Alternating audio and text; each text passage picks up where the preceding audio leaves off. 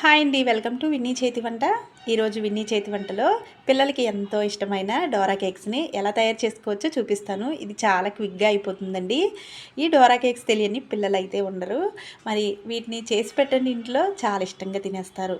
మరి ఇవి ఎలా తయారు చేసుకోవాలి, ప్రాసెస్ ఏంటో ఈ వీడియోలో చూపిస్తాను రండి. ముందుగా ఒక బౌల్ తీసుకుని దానిలో 1 కప్పు మైదా పిండిని వేసుకోవాలి. ఈ మైదా పిండి జల్లించి వేసుకోండి. తర్వాత దీనిలో 1/4 కప్పు మిల్క్ పౌడర్ని కూడా వేసుకోవాలి. ఈ మిల్క్ పౌడర్ అనేది సూపర్ మార్కెట్లో దొరుకుతుంది.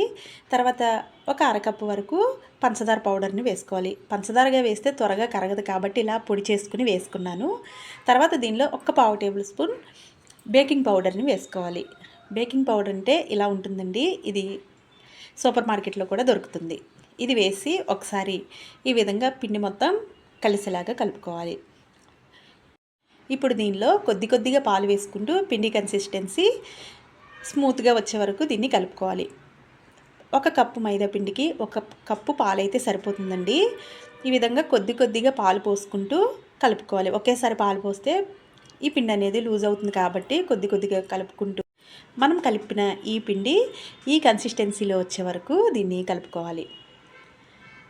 పాలు కొద్దిగా పోసుకునే కలుపుకోండి. పాలు అనేవి నాకు ఒక 2 టేబుల్ స్పూన్లు అయితే మిగిలిపోయినాయి. తర్వాత ఈ పిండిని ఈ విధంగా దగ్గరికి తీసేసుకుని ఒక 10 నిమిషాలు పక్కన పెట్టేసుకోవాలి. తర్వాత స్టవ్ మీద ప్యాన్ పెట్టుకుని, మనం దోశలు వేసే ప్యానే పెట్టుకోవచ్చండి.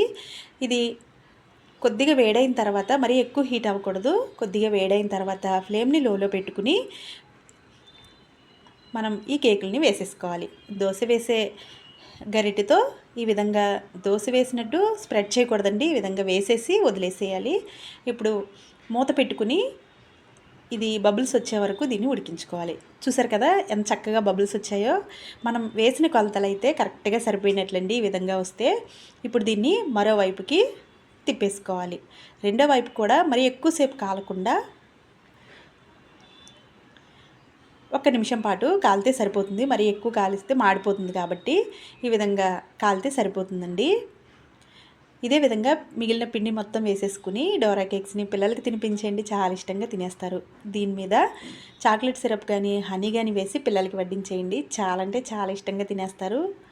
మీరు కూడా ఒకసారి ఇదే విధంగా తయారు చేసుకుని మీకు ఎలా వచ్చిందో కింద కామెంట్ సెక్షన్లో కామెంట్ చేయండి. వీడియో నచ్చితే లైక్ చేసి మీ ఫ్రెండ్స్కి రిలేటివ్స్కి షేర్ చేయండి. Thank you for watching.